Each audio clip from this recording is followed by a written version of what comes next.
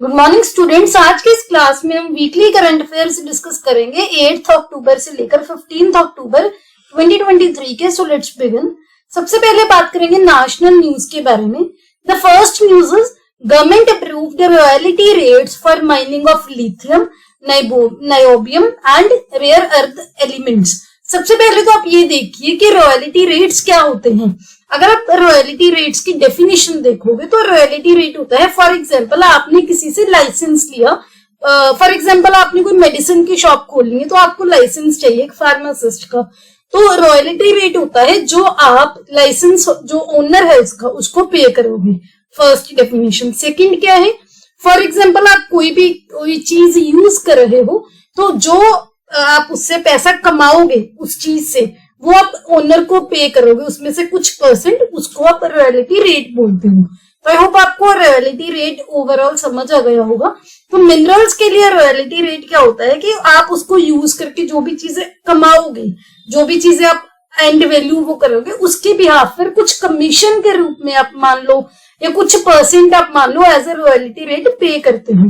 तो central government of India ने recently जो सेकंड शेड्यूल है mines and minerals development and regulations act 1957 का, MMDR एक्ट का, उसकी अमेंडमेंट अप्रूव की है। किस लिए कि जो रॉयल्टी के रेट्स है वो स्पेसिफाई करने के लिए 3 क्रिटिकल और स्ट्रेटेजिक मिनरल्स के, कौन कौन से, lithium, niobium and rare earth elements. Rare earth elements होते हैं जो भी मिनरल्स ऐसे होते हैं बहुत क्रूशियल है लेकिन जो उनकी क्वांटिटी है वो बहुत कम मिलती है, या फिर वो बहुत कम लोकेशंस पर मिलता है, तो उसको जो यूज करना है बहुत ध्यान से करना है, ये इसका एक फीचर होता है। तो MMDR अमेंडमेंट एक्ट 2023 जो है इसने 6 मिनरल्स को डीलिस्ट किया है, यानी कि लिस्ट से हटा दिया है, जिनमें से लिथियम, नायोबियम वो भी इंक्लूडेड है। किस लिस्ट से इनको हटा दिया है? एटॉमिक मिनरल्स की लिस्ट से। देयर बाय इसका इफेक्ट क्या होगा कि इन मिनरल्स पर कंसेशन दिए जाएंगे प्राइवेट सेक्टर को ऑक्शन के थ्रू। ऑक्शन होती है नीलामी के थ्रू।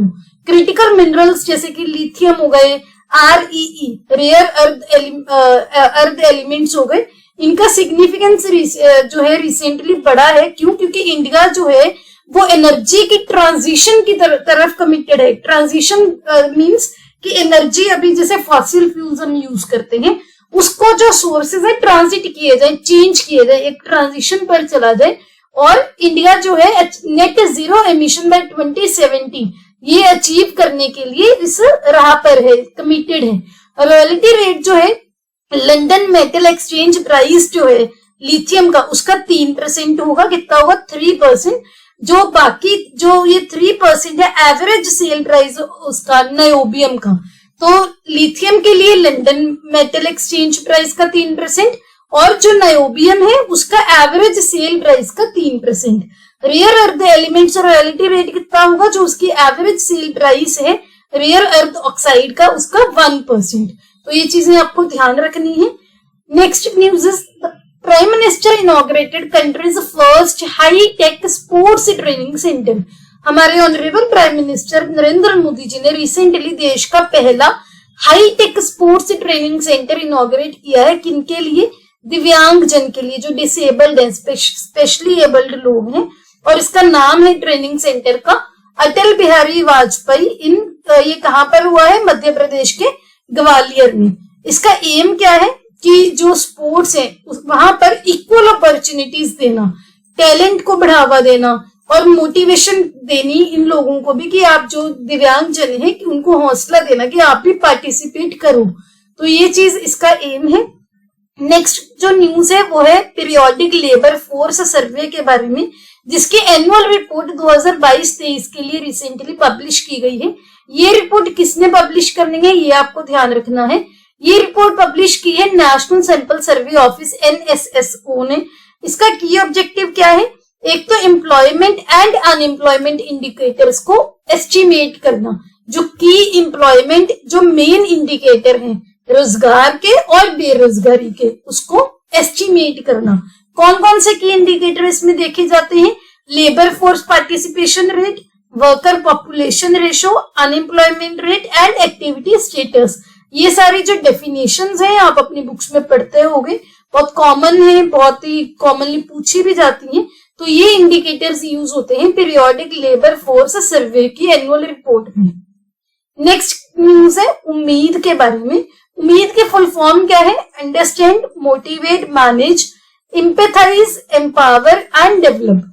ये जो गाइडलाइंस हैं ये किसके रिलेटेड है? जो बच्चे स्कूल्स में सुसाइड कर लेते हैं, आत्महत्या करते हैं, उसको बचाने के लिए।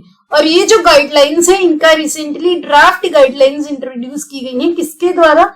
मिनिस्ट्री ऑफ एजुकेशन के द्वारा। तो ये आपको ध्यान रखना है।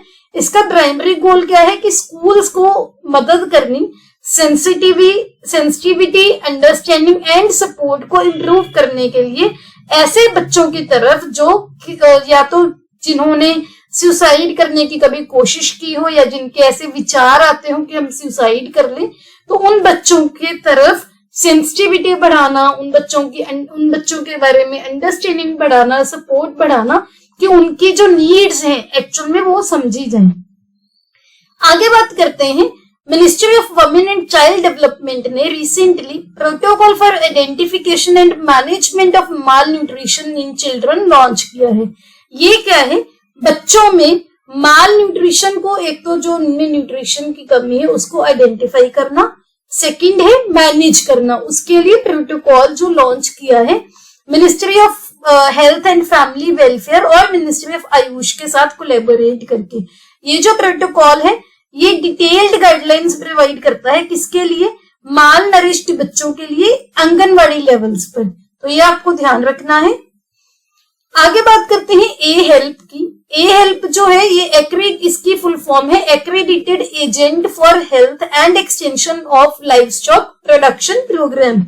ये ए हेल्प की फुल फॉर्म है।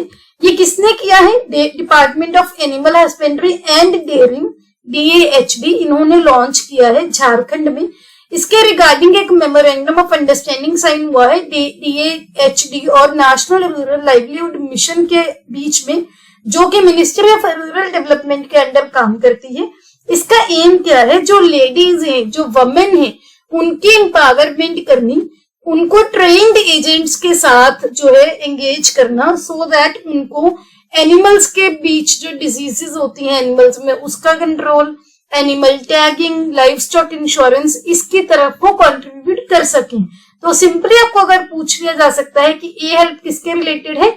लाइफ स्टॉक के रिलेटेड है। नेक्स्ट बात करते हैं ब्रिक्स इंटरनेशनल कंपटीशन कॉन्फ्रेंस की, जिसके 8th एडिशन रिसेंटली इंडिया के न्यू दिल्ली में जो है होस्ट किया गया है कंपटीशन कमीशन ऑफ इंडिया के द्वारा। इस कॉन्फ्रेंस का थीम था new issues in competition law and policy, dimensions, perspectives and challenges. Competition commission of India एक स्टेट्यूटरी बॉडी है। स्टेट्यूटरी बॉडी होती है जो किसी एक्ट के अंडर बनाई जाती है, और इसका काम क्या है? जो कंपटीशन एक्ट 2002 है उसको एनफोर्स करना। ये बना था मार्च 2009 में। इस कमीशन में जो इसकी कंपोजिशन होती है, एक चेयरपर्सन होते हैं, 6 मेंबर्स होते हैं, और इनकी अपॉइंटमेंट कौन करता है? Central government. तो ये पॉइंट्स भी ध्यान रखने हैं। ये जो CCI एक्ट है इसका इससे पहले नाम था MRTP एक्ट, जिसकी फुल फॉर्म है monopolies and restrictive trade practices act 1969। ये बाद में रिपील करके रिप्लेस किया था कंपटीशन एक्ट 2002 से। और इसके लिए कौन सी कमेटी ने रिकमेंड किया था? राघवन कमेटी ने। तो जो राघवन कमेटी है ये आपको ध्यान रखना है। आगे बात करते हैं मेरा युवा भारत की। जो यूनियन कैबिनेट है हमारे, led by prime minister Shri Narendra Modi ji, उन्होंने अप्रूवल दे दी है एक ऑटोनोमस बॉडी को एस्टैब्लिश करने के लिए, जिसका नाम है मेरा युवा भारत। इसका एम क्या है? जो यूथ है 15 से 29 साल के बीच में, जो यूथ इसमें एक्सप्लेन किया गया है as per the national youth policy, उनको जो है इस चीज में हेल्प करनी कि वो अपनी एस्पिरेशंस जो को पहचान सकें और विकसित भारत की डेवलपमेंट में कंट्रीब्यूट कर सकें across various government initiatives and programs. Mera Yuva Bharat एक ऑटोनोमस बॉडी है जो कि प्राइमरीली मुख्य तौर पर यंग लोगों को बेनिफिट करेगी 15 से 29 साल की। तो सिंपली क्वेश्चन आपको ये भी पूछ सकते हैं कि मेरा युवा भारत क्या है? किसी मिनिस्ट्री के अंडर है, क्या है। तो यहाँ पर आपको ध्यान रखना है कि ये एक ऑटोनोमस बॉडी है। ये जो छोटे छोटे पॉइंट्स होते हैं करंट अफेयर्स में बहुत इंपॉर्टेंट होते हैं, आपको ध्यान रखना है। नेक्स्ट बात करते हैं south Asia first aircraft recovery training school की। साउथ एशिया का पहला एयरक्राफ्ट रिकवरी ट्रेनिंग स्कूल जो है बेंगलुरु एयरपोर्ट पर सेटअप किया गया है। बैंगलोर इंटरनेशनल एयरपोर्ट लिमिटेड ने बोला है कि इन्होंने एक सिग्निफिकेंट माइलस्टोन अचीव किया है, साउथ एशिया का first of its kind aircraft recovery training school establish करके, जो कि कैंप गोवड़ा इंटरनेशनल एयरपोर्ट की प्रेमिसेस पर किया गया है। तो ये आपको ध्यान रखना है, एमसीक्यूज फॉर्म में पूछ सकते हैं। नेक्स्ट जो न्यूज है वो है बीमा वाहक के बारे में। इरडाई जो है insurance regulatory and development authority of India, उन्होंने अनाउंस किया है कि वो बीमा वाहक से डिप्लॉय करेंगे हर ग्राम पंचायत में पूरे देश में 31 दिसंबर 2024 तक। बीमा वाहक जो है कॉर्पोरेट भी और इंडिविजुअल भी, इनको ऑथराइजेशन दी गई है कि वो अलग अलग एक्टिविटीज जो है कैरी करेंगे, जिसमें जैसे कोई भी प्रपोजल किसी ने रखा है, प्रपोजल इंफॉर्मेशन हो गई उसको कलेक्ट करना, जो केवाईसी डॉक्यूमेंट्स होते हैं उसको कलेक्ट करना। ऑब्जेक्टिव क्या है, मेनली वुमेन सेंट्रिक है। एम यही है कि डेडिकेटेड डिस्ट्रीब्यूशन चैनल क्रिएट किया जाएगा जिसमें इंश्योरेंस सर्विसेज की अवेलेबिलिटी को इंश्योर किया जाए भारत के हर कोने में। तो बीमा वाहक किसका है, इरडाई का। आगे बात करते हैं एपीलिएट ट्रिब्यूनल्स की। ये हम बाद में देखते हैं, इसका ये बेसिक जो पॉइंट्स हैं। सबसे पहले तो ये क्यों हम डिस्कस कर रहे हैं, क्योंकि रिसेंटली जीएसटी काउंसिल ने एपीलिएट ट्रिब्यूनल प्रेसिडेंट की एज लिमिट बढ़ाई है। तो अब सबसे पहले तो आप ये देखिए कि एपीलिएट ट्रिब्यूनल क्या होती है। जो एपीलिएट ट्रिब्यूनल है, ये जो central goods and services tax act 2017 के ने जो है जरूरी की थी कि एक जीएसटी एपीलिएट ट्रिब्यूनल बनेगी और इसके बेंचेस बनेंगे सेक्शन 109 में। जीएसटी एटी जो है ये एक स्पेशलाइज्ड एपीलिएट अथॉरिटी होगी जो कि जीएसटी लॉ के अंदर जो भी डिस्प्यूट होंगे उनको रिजॉल्व करेगी। जीएसटी ट्रिब्यूनल जो है इसमें एक प्रिंसिपल बेंच होगा जो कि न्यू दिल्ली में होगा। बहुत सारे बेंचेस और बोर्ड्स होंगे अलग अलग राज्यों में, जो कि हर राज्य डिसाइड करेगा और काउंसिल उसको अप्रूव करेगा। जो नॉर्थ ईस्टर्न स्टेट्स हैं, नॉर्थ ईस्टर्न जो 7 सिस्टर्स हैं हमारी, अरुणाचल प्रदेश, असम, मेघालय, मिजोरम, ये वाली सारी स्टेट्स हैं जो ये एक बेंच ऑप्ट कर सकते हैं 2-3 स्टेट्स मिलकर, यानी कि 2-3 स्टेट्स का एक कॉमन बेंच हो सकता है और एक एडिशनल बेंच होगा जो बहुत दूर दुराडे के एरियाज होंगे, फार फ्लंग एरियाज के लिए। जो प्रिंसिपल बेंच है और स्टेट बोर्ड्स हैं, इनमें 2 टेक्निकल और 2 जुडिशियल मेंबर्स होंगे हर में। जैसे एक मान लो प्रिंसिपल बेंच है तो उसमें 2 टेक्निकल मेंबर, 2 जुडिशियल मेंबर्स, ऐसे स्टेट बोर्ड्स में होंगे। और सेंटर और स्टेट की जो रिप्रेजेंटेशन है बिल्कुल इक्वल होगी। चारों जो मेंबर्स हैं ये हर केस के हियरिंग के लिए नहीं बैठेंगे, डिपेंड करेगा कि केस का थ्रेशोल्ड कितना है, कितना गंभीर केस है, उसके अकॉर्डिंग जो है मेंबर्स की सिटिंग डिसाइड होगी बेंच की।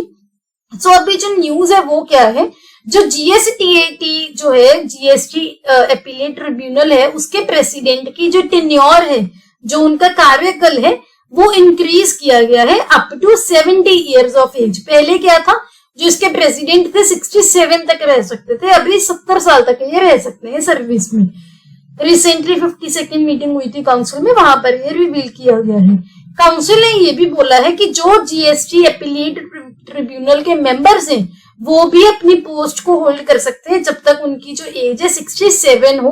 पहले उनकी एज थी 65, मेंबर्स की 67 कर दी गई है और प्रेसिडेंट की 70। जो मिनिमम एज है प्रेसिडेंट और मेंबर्स की ये 50 साल की गई है मिनिमम, ये मैक्सिमम है 70 और 67, मिनिमम है 50। फाइनेंस मिनिस्टर निर्मला सीतारमन ने ये पॉइंट आउट किया है कि जो एडवोकेट्स होंगे उनको 10 साल का मिनिमम एक्सपीरियंस होना चाहिए अगर उनको जीएसटी एपीलेट ट्रिब्यूनल के जुडिशियल मेंबर बनना है तो। आगे बात करते हैं स्टेटस होल्डर सर्टिफिकेट्स की। रिसेंटली हमारे union commerce and industry minister Shri Piyush Goyal ji ने अनवील किया है system based automatic status holder certificates. ये किसके अंदर होंगे, फॉरेन ट्रेड पॉलिसी के अंदर।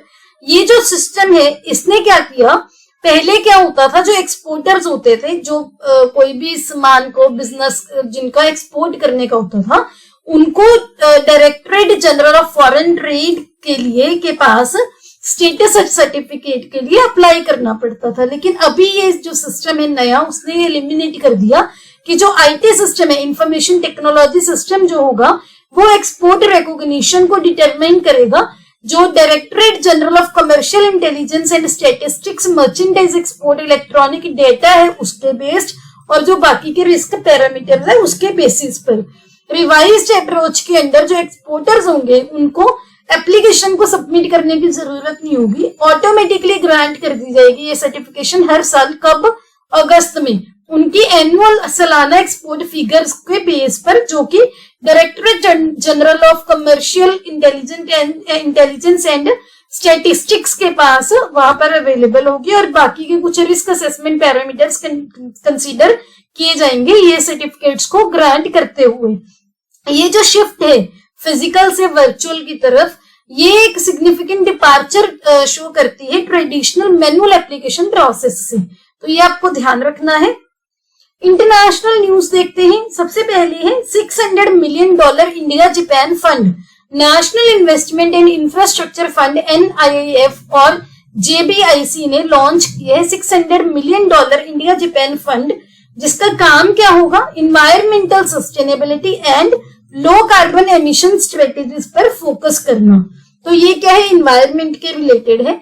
National investment and infrastructure fund NIIF जो है, ये एक गवर्नमेंट के द्वारा ओन्ड कंपनी है जो कि इंफ्रास्ट्रक्चर इन्वेस्टमेंट फंड्स को मेंटेन करती है इंटरनेशनल और इंडियन इन्वेस्टर्स के लिए, जो कि गवर्नमेंट ऑफ इंडिया के द्वारा एंकर किए जाते हैं।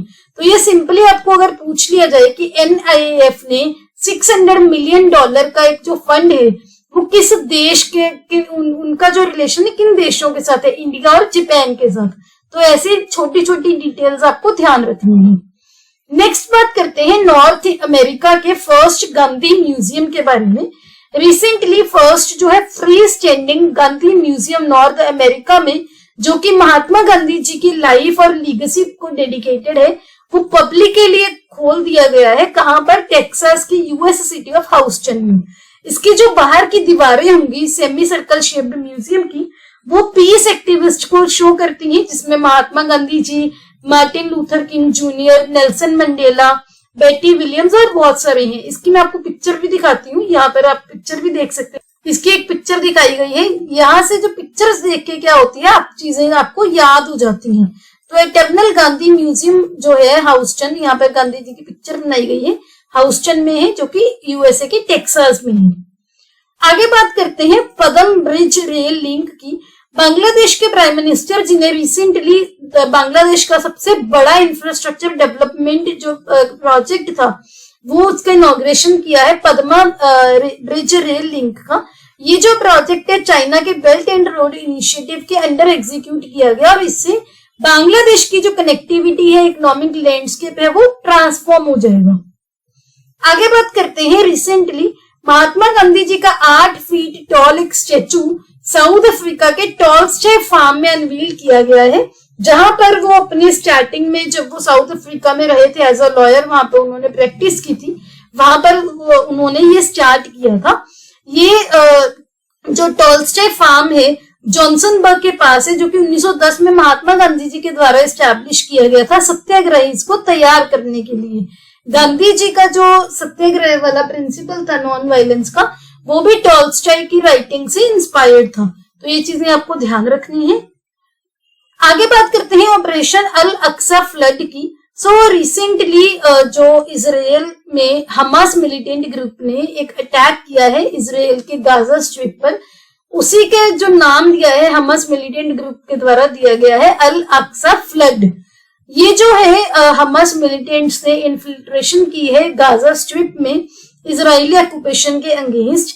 सो इसका जो मैप में मैं आपको दिखाती हूँ। सबसे पहले हम मैप ही देख, यहाँ पर आप सबसे पहले तो मैप देखिए जिससे थोड़ी सी आपको क्लैरिटी होगी।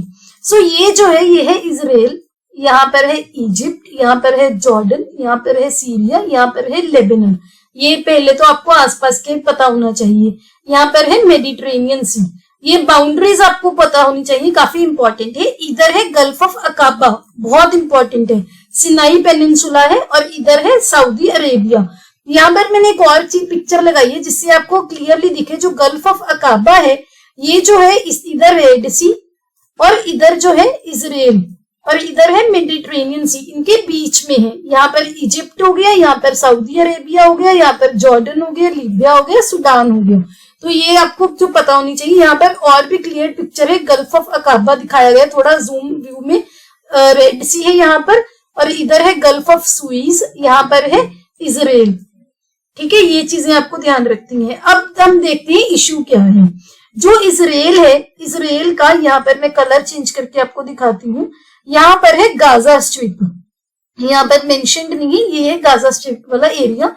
और यहाँ पर इस एरिया में है गोलन हाइट्स है और इधर है वेस्ट बैंक। ये जो एरिया है डिस्प्यूटेड एरियाज है। जो गाजा स्ट्रिप वाला एरियाज है वो आता है इजराइल के कंट्रोल के अंडर, लेकिन वहां पर जो आबादी है वो लोग जो रहते हैं पैलेस्टीन के रहते हैं। तो वहां पर जो इश्यूज है चलते रहते हैं। ये रिसेंटली इजराइल ने अरब नेशंस के साथ एक पीस टॉक्स चल रही थी, पीस डील साइन करने के लिए, जिसके लिए पैलेस्टीन को जो है उसमें इन्वॉल्व नहीं किया गया था। तो जो ये हमास ग्रुप है, जिसको ये एक सुन्नी मिलिटेंट ग्रुप है जिसको ईरान जो है सपोर्ट करता है, उन्होंने गाजा स्ट्रिप में जो है हमला कर दिया है। नियरली 5000 रॉकेट उन्होंने विद इन 20 मिनट्स जो है फायर कर दिए हैं। काफी साइड से कंटिन्यूसली साइमल्टेनियसली अटैक किया गया है। अब हम समझते हैं ये जो ऑपरेशन है इसको उन्होंने नाम दिया है अल अक्सा फ्लड का। सिंपली पूछ लिया जाएगा अल अक्सा फ्लड किसका है? हमास मिलिटेंट ग्रुप का, जो कि उन्होंने इजराइल के अगेंस्ट जो है लॉन्च किया। अब इजराइल ने भी रिटेलिएटरी में कुछ करना था, रिटेलिएशन में, तो इजराइल ने ऑपरेशन आयरन स्वॉर्ड्स जो है लॉन्च किया इजराइल की डिफेंस फोर्सेस के द्वारा, जो इजराइल पर अटैक हुआ था हमास मिलिटेंट ग्रुप का। ऑपरेशन आयरन स्वॉर्ड्स जो है इसमें सभी जो हमलावर हैं सभी को कंसीडर किया गया है, और इसमें एम क्या है कि जो इजराइल के सिविलियंस हैं, आम लोग हैं, और जो इजराइल की डिफेंस फोर्सेस हैं, वहां पर जो भी अटैक कर रहा है सभी को कंसीडर किया जाएगा, और इजराइल स्टेट के जो लोग हैं, नागरिक हैं, उनको प्रोटेक्ट करेगा इजराइल की डिफेंस फोर्सेस। तो ये इसका नाम है ऑपरेशन आयरन स्वॉर्ड्स। तो दो ऑपरेशंस हो गए, ऑपरेशन अल अक्सा फ्लड जो कि हमास का है, दूसरा है ऑपरेशन आयरन स्वॉर्ड्स जो कि इजराइल ने किया। अब आगे समझते हैं। यहाँ पर एक और चीज, मैप आपने ये तो देख लिया, जो गाजा स्ट्रिप है ना, जहां पर जो डिस्प्यूटेड है, इसके ये लोकेशंस आप जरूर ध्यान में रखिए, क्योंकि कई बार नॉर्थ टू साउथ या साउथ टू नॉर्थ आपको लगाने आ जाएंगे एग्जाम में कि क्रोनोलॉजी में सेट कीजिए। तो यहाँ पर है सबसे ऊपर नॉर्थ गाजा, देन है गाजा सिटी, देन है दयर अल बला, देन है खान यूनिस, देन है रफा। तो ये पांचों आपको नाम ध्यान में रखने हैं। पहला है नॉर्थ गाजा, देन है गाजा सिटी, देन है दयर इल बला, देन है खान यूनिस, देन है रफा। NGDKR कोई निमोनिक आप बना सकते हो इनको याद करने के लिए, लेकिन आप याद जरूर रखिएगा। अब जो इजराइल है उसके डिफेंस सिस्टम की बात करते हैं। एक्चुअल में जो इजराइल का डिफेंस सिस्टम है बहुत ही एडवांस्ड है, शॉर्ट रेंज है, ग्राउंड टू एयर है, एयर डिफेंस सिस्टम है। जो इसका नाम है वो है आयरन डोम सिस्टम। ये क्यों न्यूज में था? क्योंकि जो आयरन डोम सिस्टम है वो भी अभी जो हमास का अटैक हुआ उससे इजराइल को बचा नहीं पाया। रीजन क्योंकि एक तो ये कि जो हमास ग्रुप था उन्होंने चारों तरफ से अटैक कर दिया, दूसरा 20 मिनट के अंदर अंदर 5000 रॉकेट्स फायर कर दिए। सो आयरन डोम सिस्टम भी उसको काम नहीं कर पाया। एक्चुअल में जो आयरन डोम सिस्टम वो क्या है, हवा में ही रडार के बेस पर ट्रैक कर लेता है वेपन्स वगैरह को और डिस्ट्रॉय कर देता है। ट्रैक भी कर सकता है और न्यूट्रलाइज कर सकता है जो भी इनकमिंग रॉकेट्स हैं, मिसाइल्स हैं और अनमैन्ड एरियल व्हीकल्स हैं। अब इंडिया ने भी, जो इंडिया के नेशनल्स है, इंडिया के नागरिक है, इजराइल में फंसे हुए थे, तो इंडिया ने उनको इवैक्यूएट करना था, तो उसके लिए इंडिया ने लॉन्च किया है ऑपरेशन अजय। तो 3 ऑपरेशन हो गए। ऑपरेशन पहला कौन सा था? अल अक्सा फ्लड, दूसरा था आयरन स्वॉर्ड्स, अब है जो है ऑपरेशन अजय। इंडिया ने ऑपरेशन अजय लॉन्च किया है इजराइल से जो भी लोग वापस आना चाहते हैं उनको सेफली इंडिया में लाने के लिए। इससे पहले इंडिया ने सूडान से लोगों को वापस लेके आने के लिए लॉन्च किया था ऑपरेशन कावेरी। तो ये दोनों ऑपरेशंस आपको ध्यान रखने हैं। ऑपरेशन जो अजय है लॉन्च हुआ था, जो इजराइल से लोग आना चाहते हैं वापस उनको सेफली जो है लेके आने के लिए स्पेशल फ्लाइट्स जो है अरेंज की गई थी। तो ये है ऑपरेशन अजय, इसका भी आपको ध्यान रखना है। आगे बात करते हैं इंडियन ओशन रिम एसोसिएशन की। इसकी भी आप पहले मैप पर चीजें देखें। ये है जो इंडियन ओशन रिम एसोसिएशन के मेंबर। ये सारा जो एरिया है ये वाला, ये सारा ये इंडियन ओशन वाला रीजन है। यहाँ पर इंडियन ओशन है, हिंद महासागर है। यहाँ पर जो भी देश हैं वो सारे members of Indian Ocean Rim Association के मेंबर्स हैं इंडियन ओशन रिम एसोसिएशन में। कौन कौन से हैं उनमें? इंडिया हो गया, बांग्लादेश हो गया, Thailand, Malaysia, Indonesia, Singapore, Australia, Sri Lanka, Seychelles, Comoros, Madagascar, Mauritius, south Africa, Mozambique, Tanzania, Kenya, Yemen, Oman, UAE and Iran. तो ये जो है एरिया है इंडियन ओशन रिम एसोसिएशन का। अब ये क्यों न्यूज में था? Recently 23rd council of minister meeting हुई थी। कहां पर? श्रीलंका के कोलंबो में, जहां पर इसकी जो चेयरमैनशिप है इंडियन ओशन रिम एसोसिएशन की वो मिली है श्रीलंका को। तो ये चीज आपको ध्यान रखनी है, उनको मिली है 2023 से लेकर 2025 तक। पहला पॉइंट। दूसरा, इंडियन ओशन रिम एसोसिएशन है क्या? ये एक डायनामिक इंटर गवर्नमेंटल ऑर्गेनाइजेशन है जिसका एम है जो भी ये मेंबर्स हैं इनमें रीजनल कोऑपरेशन को स्ट्रेंथन करना और सस्टेनेबल डेवलपमेंट को प्रमोट करना। इंडियन ओशन रीजन के जो विद इन इसके 23 मेंबर स्टेट्स हैं, 11 डायलॉग पार्टनर्स हैं। ये बना था 1997 में, जिसका सेक्रेटेरिएट है कहां पर? मॉरिशस में। तो ये सभी पॉइंट्स आपको ध्यान रखने हैं। मॉरिशस मैंने आपको अभी दिखाया, दोबारा दिखा देती हूँ। ये लोकेशन जो है ये मॉरिशस की है, जहां पर इसका सेक्रेटेरिएट है। आगे बात करते हैं रोपपुर न्यूक्लियर पावर प्लांट की। ये क्यों न्यूज में था? क्योंकि रिसेंटली रशिया ने न्यूक्लियर फ्यूल का पहला बैच रोपपुर न्यूक्लियर पावर प्लांट के लिए बांग्लादेश को सप्लाई कर दिया है। तो पहला पॉइंट ये कि रोपपुर न्यूक्लियर पावर प्लांट कहां पर है? बांग्लादेश के। इसमें किसकी सपोर्ट से बन रहा है? रशिया की। ये जो प्लांट है ये गंगा नदी के पूर्वी किनारे पर है, जो कि ढाका, जो कि बांग्लादेश की राजधानी है, उससे 160 किलोमीटर की दूरी पर है। बांग्लादेश इसके बाद 33rd देश बन जाएगा जो कि न्यूक्लियर पावर प्रोड्यूसिंग देश है जब रोपपुर प्लांट जो है कमीशन हो गया। तो ये चीज आपको ध्यान रखनी है। नेक्स्ट बात करते हैं राइस की, जिसकी फुल फॉर्म है resilient and inclusive supply chain enhancement, जिसके लिए जो है रिसेंट जो कि एक इनिशिएटिव है वर्ल्ड बैंक और G7 के कौन कौन से मेंबर हैं? जापान, देन है यूएसए, देन है इटली, देन है कनाडा, देन है इंग्लैंड, देन है जर्मनी, देन है फ्रांस, और एक आपको ध्यान रखना है यूरोपियन यूनियन। G7 और वर्ल्ड बैंक ने मिलकर ये इनिशिएटिव जो है लॉन्च किया है राइस। इसका एम क्या है? जो लो और मिडिल इनकम कंट्रीज हैं उनको सपोर्ट करना कि वो जो सप्लाई क्लीन एनर्जी प्रोडक्ट की सप्लाई चेन है उनमें मिड स्ट्रीम यानी कि मिनरल प्रोसेसिंग और रिफाइनिंग और डाउन स्ट्रीम यानी कि कंपोनेंट मैन्युफैक्चरिंग एंड असेंबली में रोल प्ले कर सके एक बड़े लेवल पर। आगे बात करते हैं इंटरनेशनल काउंसिल ऑन आर्काइव्स की, ICA की, जो कि 1948 में बना था यूनेस्को के अंडर, जो कि एक न्यूट्रल नॉन गवर्नमेंटल ऑर्गेनाइजेशन है। ICA का सेक्रेटेरिएट है फ्रांस के पेरिस में। इसका ऑब्जेक्टिव क्या है? जो रिकॉर्ड्स होते हैं, आर्काइव्स होते हैं, उनकी मैनेजमेंट और यूज को प्रमोट करना। दूसरा, जो दुनिया में ह्यूमैनिटी है उसके आर्काइवल हेरिटेज को प्रिजर्व करना। ICA कांग्रेस अबू धाबी 2023 का जो थीम था अबू धाबी में हुई थी, जिसका थीम था एनरिचिंग नॉलेज सोसाइटीज। तो ये आपको ध्यान रखना है। अब बात करते हैं स्टेट न्यूज की। The first news is Madhya Pradesh ने रिसेंटली वुमेन के लिए 35% रिजर्वेशन अनाउंस की है सरकारी नौकरी में। वहां के चीफ मिनिस्टर ने रिसेंटली एक नोटिफिकेशन इशू की है कि जो ये गवर्नमेंट जॉब्स होंगी उनकी रिक्रूटमेंट में वुमेन को 35% रिजर्वेशन दी जाएगी। ये जो गवर्नमेंट वहां की गवर्नमेंट है, उन्होंने Madhya Pradesh civil services special provision for appointment of women rules 1997 को अमेंड किया है टू प्रोवाइड 35% रिजर्वेशन वुमेन के लिए।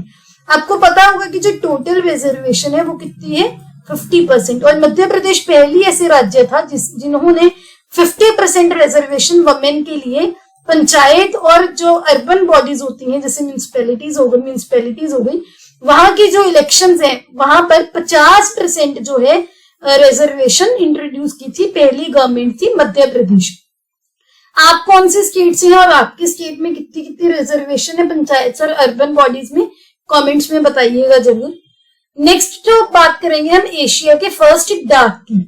एशिया का जो फर्स्ट डाक है, डाक की सबसे पहले तो आप फुल फॉर्म देखिए। डाक की फुल फॉर्म है डिसेबल्ड एयरक्राफ्ट रिकवरी किट। सो एशिया में पहला जो डिसेबल्ड एयरक्राफ्ट रिकवरी किट है कमीशन की गई है मुंबई के छत्रपति शिवाजी महाराज इंटरनेशनल एयरपोर्ट पर, और ये पहला एयरपोर्ट बना है एशिया में जिसके पास ये फैसिलिटी है।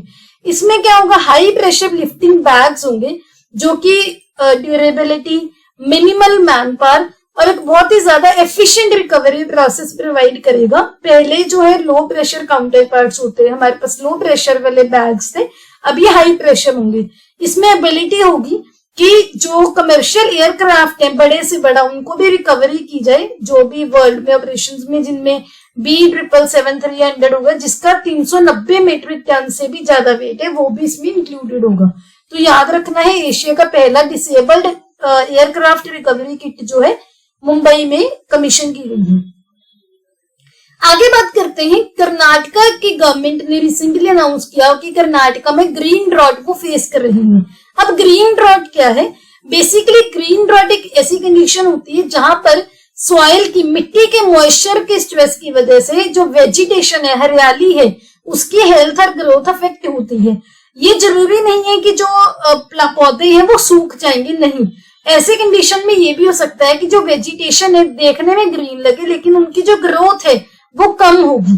तो ये जो फिनोमिनन है पर्टिकुलरली प्रॉब्लमेटिक क्यों है, क्योंकि ये डिटेक्ट करना और मॉनिटर करना काफी चैलेंजिंग है। तो ग्रीन ड्रॉट क्या है आपको पता चल गया कौन से स्टेट में है, कर्नाटका फेस कर रही है और 2001 के बाद ये अब ये जो है कर्नाटका में फेस किया जा रहा है।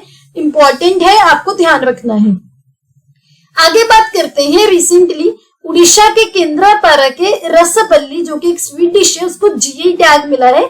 इंडिया में जो जीआई टैग है चेन्नई बेस्ड जीआई रजिस्ट्री जो है देती है।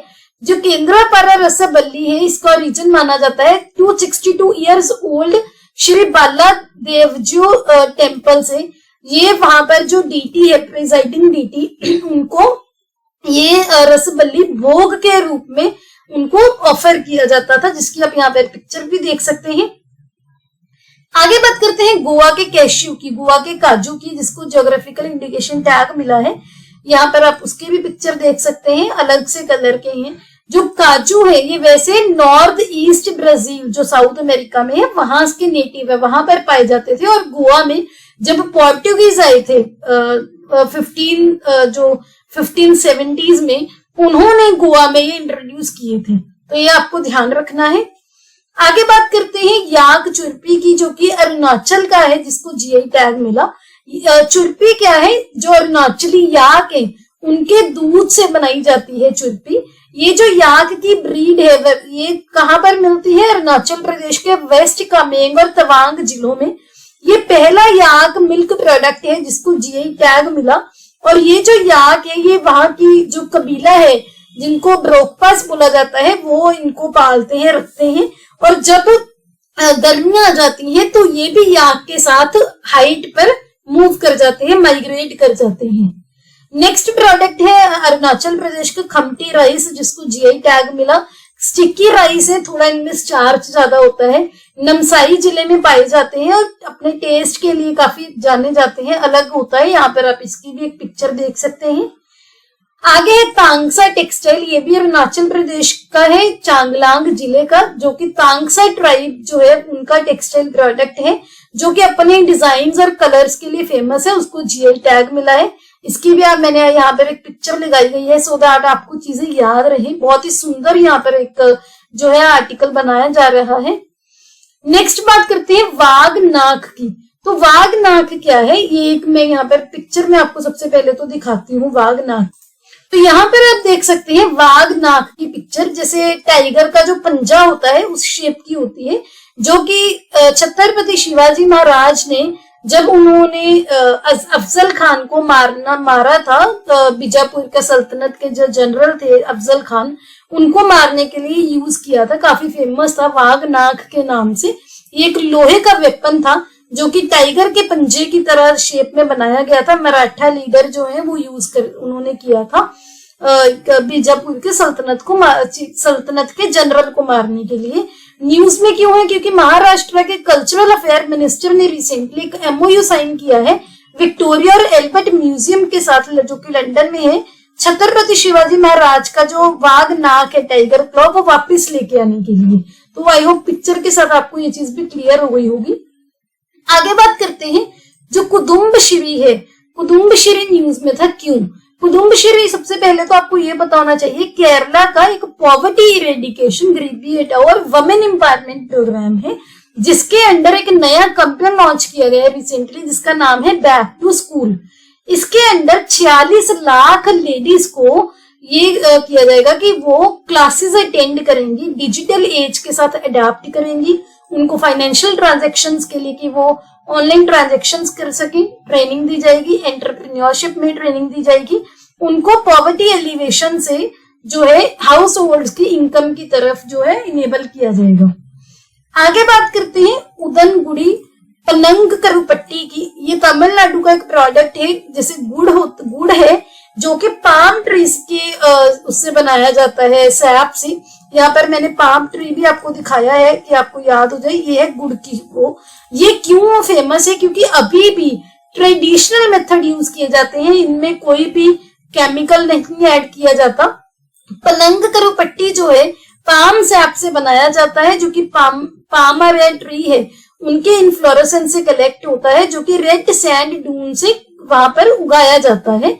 ये इसका नाम आरोग्यम उडनगुड़ी करुपट्टी या फिर पन्नाई वेलम या फिर पाम जेगरी कुछ भी बोल सकते हैं। ऑर्गेनिक स्वीटनर है जो कि पाम के एक्सट्रैक्ट से बनाया जाता है।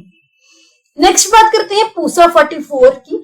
रिसेंटली पंजाब के चीफ मिनिस्टर ने अनाउंस किया है कि अगले साल से पूसा 44 जो कि धान की चावल की एक वैरायटी है उसको बैन किया जाएगा। इसके रीजंस क्या है? एक तो ये कि ये जो धान की वैरायटी है ये लंबी अवधि लेती है कल्टीवेशन के लिए, तो उसके लिए क्या रहता है, अगली फसल के लिए जो टाइम है वो कम बचता है। सेकंड, अगर टाइम कम बचेगा तो स्टबल बर्निंग, जो पराली जलाते हैं उसको भी और ज्यादा वो करेंगे, क्योंकि उनके पास टाइम ही नहीं होगा कि उसको ऐसे ही छोड़ दें, तो पर जो स्टबल बर्निंग के केसेस है वो भी ज्यादा होते हैं। तो इसी वजह से पंजाब गवर्नमेंट ने डिसाइड किया है कि नेक्स्ट ईयर से ये बैन कर देंगे। ये जो पूसा 44 वैरायटी है 1993 में डेवलप की गई थी Indian council of agricultural research के द्वारा, तो ये आपको ध्यान रखना है। नेक्स्ट बात करते हैं, उत्तर प्रदेश के चीफ मिनिस्टर ने डिक्लेयर किया है कि जो गिंजेटिक डॉल्फिन है उसको उत्तर प्रदेश का एक्वेटिक एनिमल जो है वो हम मानेंगे। ये जो डॉल्फिन है ये गंगा, यमुना, चंबल और घाघर नदी में मिलती है और ये इंडिया का भी नेशनल एक्वेटिक एनिमल है, ये भी आपको ध्यान रखना है।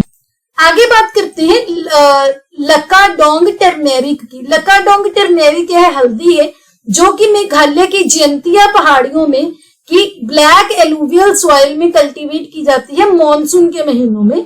पद्मश्री अवार्ड विनर जो साइयो है उनको टर्मेरिक ट्रिनिटी बोला जाता है। क्यों? क्योंकि उन्होंने मेघालय की इस हल्दी को पूरी दुनिया में फेमस किया था और अब वो प्लान कर रही हैं कि वो माखिर जिंजर जो कि एक अदरक की वैरायटी है उसको प्रमोट करेंगे। क्यों? क्योंकि एक तो इनकी स्मेल बहुत यूनिक है और इसमें मेडिसिनल प्रॉपर्टीज भी हैं।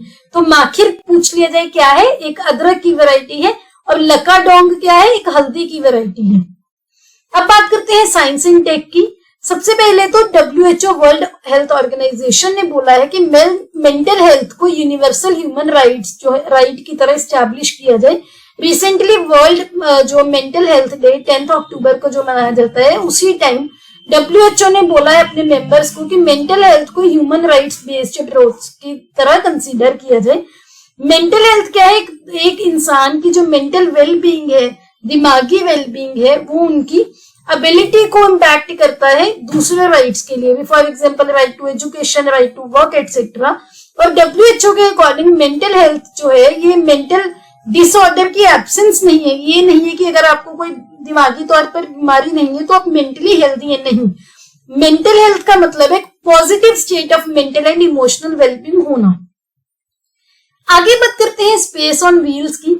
अरुणाचल प्रदेश में इसरो ने रिसेंटली विजनाना भारती विभा के साथ कोलैबोरेट किया है एक एग्जीबिशन ऑर्गेनाइज करने के लिए जिसका नाम है स्पेस ऑन व्हील्स प्रोग्राम। कहां पर ये ऑर्गेनाइज की गई है? ईस्ट दियांग डिस्ट्रिक्ट में, जो कि अरुणाचल प्रदेश में है।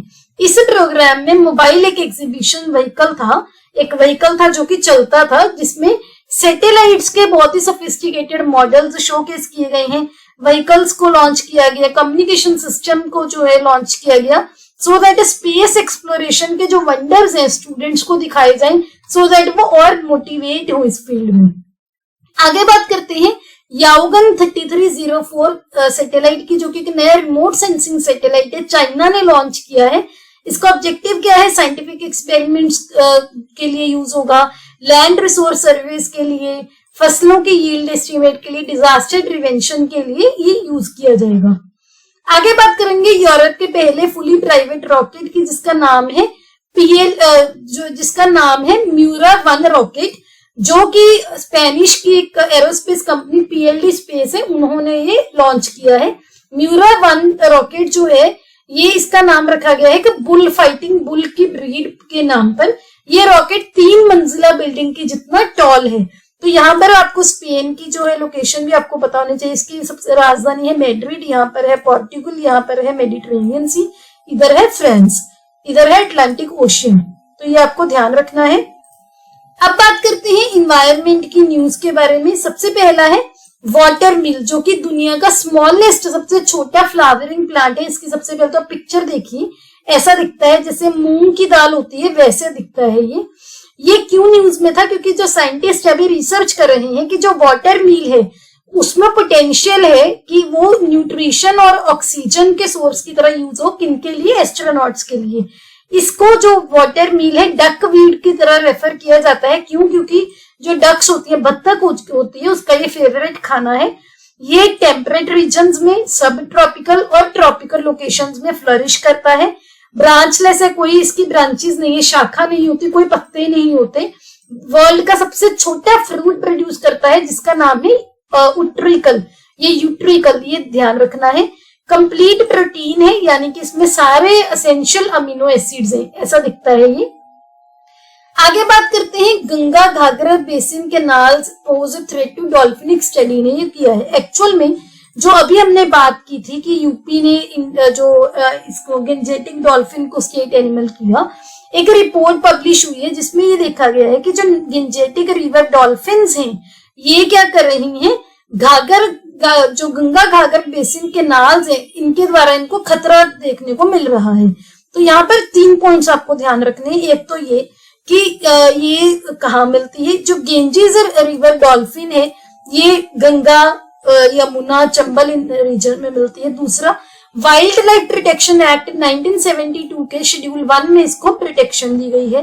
तीसरा, जो साइट्स है वहां जो कि जिसकी फुल फॉर्म है convention on international trade in endangered species, उसके अपेंडिक्स 1 में इसको रखा गया। और जो सीएमएस है कन्वेंशन ऑन माइग्रेटरी स्पीशीज, इसके भी अपेंडिक्स 1 में है। ये आपका इन्वायरमेंट का पार्ट रहा। आगे IUCN के अकॉर्डिंग जो गिंजेटिक डॉल्फिन है इसका क्या स्टेटस है, इसका स्टेटस है एंडेंजर्ड। और चौथा पॉइंट अभी हमने डिस्कस किया कि ये इंडिया का नेशनल एक्वेटिक एनिमल भी है। आगे बात करते हैं डांसिंग फ्रॉग्स की। सबसे पहले आप इसकी भी पिक्चर देखिए, ये ऐसे होते हैं, इनको डांसिंग फ्रॉग क्यों बोला जाता है? ये ऐसे अपनी जो हिंड लेग है उसको ऐसे ऊपर उठा के ऐसे दिखते हैं कि ये डांस कर रही हैं। कहाँ पर मिलते हैं? भारत में वेस्टर्न घाट्स में। यहाँ पर आप देख सकते हो वेस्टर्न घाट्स कौन कौन सी एरियाज में मिलती हैं, ये आपको यहाँ पर मैप से दिख रहा है। सो डांसिंग फ्रॉग्स क्या है, ये एंडेमिक है वेस्टर्न घाट्स में, एंडेमिक होता है उसी एरिया में, रिस्ट्रिक्टेड है। तो ये सबसे ज्यादा थ्रेटेंड एम्फीबियन जीनस है इंडिया का according to Wildlife Trust of India, जो कि एक nature conservation non profit organisation है। अभी मैंने आपको बताया इसका नाम क्यों डांसिंग फ्रॉग रखा गया। एक फुट फ्लैगिंग करते हैं, फुट फ्लैगिंग टर्म आपको याद रखनी है। ये जो फ्रॉग्स हैं, ये जो मेंढक हैं, ये फूड चेन में बहुत वैल्यूएबल होते हैं, जो भी नॉर्मल मेंढक होते हैं, और बाकी इकोलॉजिकल सर्विसेज के लिए उनका जो नेचुरल हैबिटेट है और उनकी जो लिविंग कंडीशंस है, इसलिए उसको प्रोटेक्ट करना हमारे लिए बहुत जरूरी है। ग्लोबल लेवल पर भी इनका जो नंबर है कम हो रहा है, और इंडिया की अगर बात करें तो टोटल 426 स्पीशीज मिलती हैं, जिसमें से 139 जो है वो क्रिटिकली इंडेंजर्ड और वल्नरेबल कैटेगरी में जो है लिस्ट की गई हैं। तो आपको ये ध्यान रखना है। आगे बात करते हैं कामलांग टाइगर रिजर्व की। ये न्यूज में था, यहाँ पर कुछ अलग अलग स्पीशीज जो है वो देखी गई थी। तो ये कहाँ पर है? अरुणाचल प्रदेश के लोहित जिले में। यहाँ पर कामलांग जो टाइगर रिजर्व की जगह आपको 7 नंबर पर कामलांग वाइल्ड लाइफ सेंचुरी दिखाई गई है। 7 नंबर ये वाला जो एरिया है, ये है लोहित डिस्ट्रिक्ट में। इसका नाम कामलांग नदी पर रखा गया है, जो कि ब्रह्मपुत्र को ज्वाइन करती है। तो ये आपको ध्यान रखना है। अब बात करते हैं अवार्ड्स की। सबसे पहले डच स्पिनोजा प्राइज ये मिला है डॉक्टर जोइता गुप्ता को, जो कि हम इंडियन ओरिजिनल प्रोफेसर हैं यूनिवर्सिटी ऑफ एम्स्टरडैम में। इनको ये अवार्ड मिला है क्योंकि उन्होंने क्लाइमेट चेंज के फील्ड में काफी अच्छा काम किया है। आगे है बाल साहित्य पुरस्कार 2023, जो कि मिला है दिलीप नोंग मेथम को, जो कि मणिपुरी भाषा की एक राइटर है। इनको पहले साहित्य अकेडमी ये जो अवार्ड है ये साहित्य अकेडमी के द्वारा रिकॉग्नाइज जो है किया जाता है। इनको ये अवार्ड मिला है इबीमा अमसुंग नगाबेमा, ये इनकी बुक है उनके नाम पर। ये बाल साहित्य पुरस्कार काफी अच्छा और सिग्निफिकेंट पुरस्कार है। 2010 में ये स्टार्ट किया गया था। ये एक लैंग्वेज में कन्फाइंड नहीं है, ये नहीं है कि अकेली मणिपुरी लैंग्वेज में दिया जाएगा, नहीं। जितनी भी भारत की 22 शेड्यूल लैंग्वेज है 8th शेड्यूल के अकॉर्डिंग उनमें, और इंग्लिश और राजस्थानी लैंग्वेज, सभी लैंग्वेजेस में जो भी कोई उनको एक्सेप्शनल वर्क लगता है उनको ये अवार्ड दिया जाता है। आगे बात करते हैं Tata literature life time achievement award की। ये मिला है तमिलनाडु के राइटर CS लक्ष्मी जी को, जिनको अंबाई के नाम से जाना जाता है। यहाँ पर आप इनके भी पिक्चर देख सकते हैं। जो भी इन्होंने राइटिंग और लिटरेचर में कॉन्ट्रीब्यूट किया उसी के बिहाफ पर ये अवार्ड इनको दिया जा रहा है। आगे बात करते हैं डिफेंस फील्ड की। सबसे पहले तो है इंडियन एयरफोर्स के चीफ ने रिसेंटली इंडिया एयरफोर्स का नया एनसाइन अनवील किया है, क्योंकि इंडिया एयरफोर्स की अभी 91st एनिवर्सरी भी थी। सबसे पहले आप उसकी पिक्चर देखिए, यहाँ पर आप देख सकते हैं ये एनसाइन की पिक्चर। यहाँ पर ये जो एनसाइन है इसमें नेशनल सिंबल है, अशोका लाइन है। तो यहाँ पर आपको क्लियर नहीं दिख रहा होगा, नेशनल सिंबल है, अशोका एम्बलम है, अशोका लाइन है। टॉप पर सत्यमेव जयते लिखा हुआ है देवनागरी स्क्रिप्ट में, यहाँ पर लिखा हुआ है। इसके बाद जो है हिमालयन ईगल बनाई गई है। हिमालयन ईगल यहाँ पर आप देख सकते हो, ये जो है मैं कलर चेंज कर देती हूँ, ये है हिमालयन ईगल।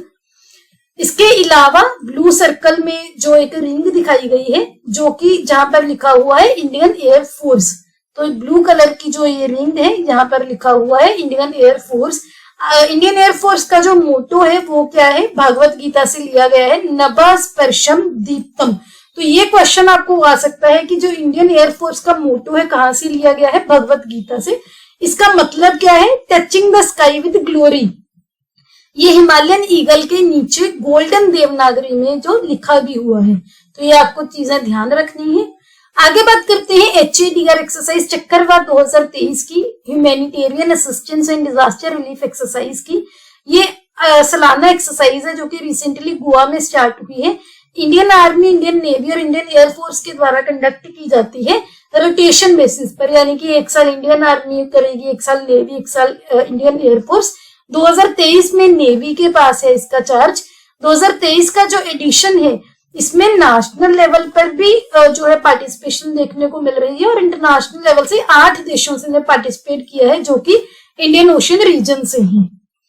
अब बात करते हैं कोई अपॉइंटमेंट है, रिपोर्ट, स्कीम, इंडिसेस, ऐसी चीजों की। सबसे पहले है उज्ज्वला, जो प्रधानमंत्री उज्ज्वला योजना है, इसके अंडर जो LPG सब्सिडी है वो बढ़ाई गई है, 200 रुपए से अब 300 कर दी गई है। इसमें क्या क्या इसके फीचर्स हैं जो प्रधानमंत्री उज्ज्वला योजना है? सबसे पहले तो ये ministry petroleum and natural gas के अंडर आती है, 2016 में स्टार्ट की गई थी। ऑब्जेक्टिव क्या है कि जो कुकिंग है, क्लीन कुकिंग फ्यूल को यूज करना है, जैसे कि एलपीजी हो गई, जो कि गांव के एरियाज में और ऐसी लेडीज जो कि डिप्राइव्ड है, जिनके पास जो कुकिंग सिलेंडर नहीं है, उनको दिए जाएंगे एलपीजी सब्सिडी दी जाएगी, सो दैट वो भी जो सिलेंडर्स अफोर्ड कर सके। और जो ट्रेडिशनल कुकिंग फ्यूल है, जैसे लकड़ी हो गई, कोल हो गया, जो गोबर के काऊ डंग उपले बनाए जाते हैं वो, क्योंकि इनसे पोल्यूशन होता है, लेडीज को भी हेल्थ इश्यूज होते हैं, तो इसी वजह से ये स्कीम जो है स्टार्ट की गई थी। इसके अंडर अब सब्सिडी बढ़ाई गई है। आगे बात करते हैं, इंडिया को recently Asia Pacific institute for broadcasting development के प्रेसिडेंट दोबारा से इलेक्ट किया गया है। 2023 से जो टर्म स्टार्ट हो रही है, और ये इंडिया की तीसरी सक्सेसिव टर्म है, लगातार तीसरी बार हुआ है। पहली बार हुआ था 18 से 21, फिर हुआ था 21 से 23 में। जो AIBD है, Asia Pacific institute for broadcasting development, 1977 में स्टार्ट हुआ था यूनेस्को के अंडर। 92 मेंबर ऑर्गेनाइजेशंस हैं इनमें, और ये जो कौन सा रीजन्स की कंट्रीज है, एशिया पैसिफिक, यूरोप, अफ्रीका, अरब स्टेट्स, नॉर्थ अमेरिका। इंडिया भी फाउंडिंग मेंबर है AIBD का, और जो इंडिया का प्रसार भारती है वो रिप्रेजेंटेटिव बॉडी है इंडिया की यहाँ पर। अब बात करते हैं स्पोर्ट्स न्यूज की। सबसे पहले सुल्तान ऑफ जोहर कप आपको ध्यान रखना है, कौन सी स्पोर्ट्स से रिलेटेड है, हॉकी से रिलेटेड है ये। तो ये रिसेंटली क्यों न्यूज में था, इंडिया ने 20 member Indian junior men's team जो है सुल्तान ऑफ जोहर कप के लिए अनाउंस की थी, जो कि 27 अक्टूबर से 4 नवंबर के बीच में मलेशिया में होगा। ये हर साल होता है इंटरनेशनल लेवल पर। Under 21 men's field hockey tournament है मलेशिया में। देन है रिसेंटली रोहित शर्मा, जो कि इंडिया के क्रिकेटर है, उन्होंने हिस्ट्री क्रिएट की है इंटरनेशनल क्रिकेट में, ओडीआईज में सबसे ज्यादा सिक्सेस स्कोर करने की। ये रिकॉर्ड पहले क्रिस गेल के पास था, लेकिन रोहित शर्मा ने क्रिस गेल का रिकॉर्ड ब्रेक किया है, और बहुत कम इनिंग्स में। क्रिस गेल का ये रिकॉर्ड था 553 इनिंग्स में, रोहित शर्मा का सिर्फ 473 इनिंग्स में बना। और ये जो रिकॉर्ड है, रिसेंटली जब आईसीसी वर्ल्ड कप का इंडिया अफगानिस्तान का मैच हो रहा था दिल्ली के अरुण जेटली स्टेडियम में, वहां पर ये रिकॉर्ड सेट किया गया हुआ है। आगे बात करते हैं BWF वर्ल्ड जूनियर चैंपियनशिप 2023 की, जहां पर इंडिया के आयुष शेट्टी ने ब्रॉन्ज मेडल जीता है। ये जो BWF वर्ल्ड जूनियर चैंपियनशिप 2023 की कहां पर हुई थी, अभी रिसेंटली USA के स्पोकेन में 25 सितंबर से लेकर 8 अक्टूबर तक। BWF की रैंकिंग्स की बात करें तो इंडिया की जो बैडमिंटन मेंस डबल पेयर हैं, सात्विक साईराज रानकीरेड्डी और चिराग शेट्टी, जिन्होंने इंडिया का बैडमिंटन में काफी नाम अभी तक ऊंचा किया है, वो पहले भारत का डुओ बने हैं और 4th इंडियंस बने हैं इन टोटल। प्रकाश पादुकोण, साइना नेहवाल और किदम्बी श्रीकांत के बाद जिन्होंने ये अचीवमेंट की है कि उन्होंने BWF रैंकिंग्स में फर्स्ट पोजीशन रैंक जो है हासिल की है। आगे है सीनियर नेशनल आर्चरी चैंपियनशिप, बस आपको ये ध्यान रखना है कहां पर होगा, इंडिया के यूपी के अयोध्या में 25 से 30 नवंबर 2023 में। देन है एशियन गेम्स में इंडिया का क्या रहा। सबसे पहले तो दीपिका पल्लिकाल और हरिंदर पाल संधू, इन्होंने गोल्ड मेडल जीता है मलेशिया के प्लेयर्स को हराकर मिक्स्ड डबल्स स्क्वैश इवेंट में। इनकी आप यहाँ पर पिक्चर भी देख सकते हो। देन है इंडिया के आर्चर ज्योति वेन्नम, अदिति स्वामी और प्रणीत कौर, इन्होंने गोल्ड मेडल जीता है वर्ल्ड कंपाउंड आर्चरी में, तीरंदाजी में। यहाँ पर आप देख सकते हो इनकी पिक्चर। आगे है इंडिया की वुमेन्स कबड्डी टीम ने गोल्ड मेडल जीता है, इनकी भी आप यहाँ पर पिक्चर देख सकते हो। देन है एशियन गेम्स 2023 में डेब्यू किया था इंडिया की मेंस क्रिकेट टीम ने, उन्होंने भी T20 कंपटीशन में गोल्ड मेडल जीता है, यहाँ पर आप इनकी भी पिक्चर देख सकते हो। इसके बाद है किरण बलियान, ये पहली इंडियन वुमेन बनी है जिन्होंने शॉर्ट पुट इवेंट में जो है जीत हासिल की है और इन्होंने ब्रॉन्ज मेडल जीता है, इनकी आप यहाँ पर पिक्चर देख सकते हो। सो इन टोटल इंडिया की क्या परफॉर्मेंस रही, इंडिया 4th पोजीशन पर रहा टोटल, और इंडिया ने 107 मेडल्स जीते हैं, और ये दूसरी बार हुआ है कि इंडिया ने 100 से ज्यादा मेडल्स जीते हैं जो बड़ी गेम्स हैं उनमें।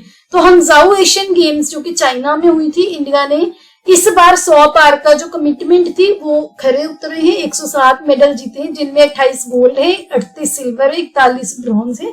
तो आपको ये नंबर इतना जरूरी नहीं है, 107 याद रखिएगा। ये इंडिया का पहला जो रिकॉर्ड था 70 मेडल्स का जो 2018 में सेट हुआ था, इंडोनेशिया के जकार्ता में, उसको भी बीट कर दिया है। देन है मिसलेनियस न्यूज। सबसे पहले है इंडिया जो तंजानिया के प्रेसिडेंट है वो पहली वुमेन बनी है जिन्होंने जवाहरलाल नेहरू यूनिवर्सिटी से जिनको जो ऑनररी डॉक्टरेट कन्फर हुई है, जिनका नाम है सामिया सुलूहू हसन। तो ये आपको ध्यान रखना है। यहाँ पर आप इनकी लोकेशन देख सकते हो, ये है तंजानिया, अफ्रीका में है। तंजानिया की क्या क्या आपको ध्यान रखना है, माउंट किलिमंजारो, इसके बाद लेक विक्टोरिया, और जो इनकी बाउंड्रीज हैं वो आपको पता होनी चाहिए, आपको ध्यान रखना है। इसके अलावा लेक टिटिकाकिया है, सॉरी लेक टेंगानकिया है, ये भी आपको ध्यान रखना है। बाउंड्रीज यहाँ पे बुरुंडी है, रवांडा है, कीनिया है, यहाँ पर जांजीबार है, यहाँ पर मलावी है, मोजाम्बिक है, जाम्बिया है और डीआर कॉन्गो है। अब बात करते हैं नेशनल ट्राइबल फेस्टिवल आदि महोत्सव की, जो कि recently ministry of tribal affairs के द्वारा ऑर्गेनाइज किया गया है। 7 से 16 अक्टूबर के बीच में चलेगा। ये जो इवेंट है ये क्या करता है, जो भी आर्ट एंड क्राफ्ट्समैनशिप है स्टॉल्स के थ्रू वो दिखाते हैं, जो भी पर्टिकुलरली वल्नरेबल ट्राइब्स हैं, ट्राइबल कम्युनिटी है, वंदन विकास के अंदर है, पूरी देश से जो भी बेनिफिशियरीज हैं। आगे बात करते हैं इंडिया के बाहर सबसे बड़ा हिंदू टेम्पल इनॉग्रेट किया गया है यूएसए के न्यू जर्सी में, स्वामी नारायण अक्षरधाम। इसकी आप पिक्चर देख सकते हो। अब इम्पोर्टेंट डेज देखते हैं। सबसे पहले है इंडियन एयरफोर्स डे, जो कि 8 अक्टूबर को मनाया जाता है। इस दिन इंडियन एयरफोर्स जो है 1932 में स्टैब्लिश हुई थी। इस पर का थीम था IAF air power beyond boundaries. Then है इंडियन फॉरेन सर्विस डे, 9 अक्टूबर को मनाया जाता है। 9 अक्टूबर 1946 को गवर्नमेंट ने फॉर्मली इंडियन फॉरेन सर्विस को इंस्टीट्यूट किया था, तो उसी दिन को कमेमोरेट करता है। देन है वर्ल्ड पोस्ट डे, 9 अक्टूबर को मनाया जाता है। यूनिवर्सल पोस्टल यूनियन की फाउंडेशन को ये कमेमोरेट करता है, जो कि स्विट्जरलैंड में हुई थी। इस बार का थीम है together for trust collaborating for a safe and connected future. Then है वर्ल्ड मेंटल हेल्थ डे, 10 अक्टूबर को मनाया जाता है। 1992 में पहली बार मनाया गया था। इस बार का थीम जो है mental health is a universal human right. Then है गुड्स मैन्युफैक्चरिंग प्रैक्टिस डे, ये पहली बार गवर्नमेंट ने डिसाइड किया है कि इंडियन ड्रग्स मैन्युफैक्चरर एसोसिएशन के साथ मिलकर 10 अक्टूबर को इस दिन की तरह मनाया जाएगा, और जो इंडियन ड्रग्स है उनकी पुअर क्वालिटी पर फोकस किया जाएगा, उनकी इम्प्रूवमेंट पर। देन है international day of the girl child, 11 अक्टूबर को मनाया जाता है गर्ल्स के राइट्स के लिए, और जो भी यूनिक चैलेंजेस वो फेस करते हैं पूरी दुनिया में उसको एड्रेस करने के लिए। देन है वर्ल्ड साइट डे, 12 अक्टूबर को मनाया जाता है हर साल। वैसे तो ये सेकंड थर्सडे को, दूसरे वीरवार मनाया जाता है। इस बार 12 अक्टूबर को पड़ा था। इस बार का थीम है love your eyes at work. Then है वर्ल्ड आर्थराइटिस डे, 12 अक्टूबर को मनाया जाता है। जो आर्थराइटिस है, जिसको गठिया भी बोलते हैं, इन्फ्लेमेटरी कंडीशन है जिसकी वजह से जोड़ों में, जॉइंट्स में पेन और स्टिफनेस होती है, वो उसके बारे में अवेयरनेस रेज करने के लिए इस बार का थीम है living with an RMD for at all stages of life. Then है international day for disaster risk reduction, 13 अक्टूबर को मनाया जाता है। 1989 में इस दिन को डेजिग्नेट किया गया था डिजास्टर रिस्क रिडक्शन को प्रमोट करने के लिए। इस बार का थीम है fighting inequality for a resilient future. इसके बाद है वर्ल्ड स्टैंडर्ड्स डे, 14 अक्टूबर को मनाया जाता है। जो भी रेगुलेटर्स हैं, इंडस्ट्री कंज्यूमर्स हैं, उनके बीच में अवेयरनेस रेज करने के लिए कि ग्लोबल इकोनॉमी के स्टैंडर्डाइजेशन की क्या इंपॉर्टेंस है। इसकी बिल्कुल फ्री ऑफ कॉस्ट आपको PDF मिल जाएगी हमारे टेलीग्राम चैनल और व्हाट्सएप चैनल पर, जिनके लिंक आपको डिस्क्रिप्शन में मिल जाएंगे। ये हमारे बाकी सोशल मीडिया हैंडल्स हैं, आप हमें यहाँ पर फॉलो कर सकते हैं। अगर आपको ये वीडियो अच्छी लगी please hit the like button, अपने दोस्तों के साथ वीडियो को शेयर कीजिए। Don't forget to subscribe to my channel. See you tomorrow at 8 o'clock। Have a nice day.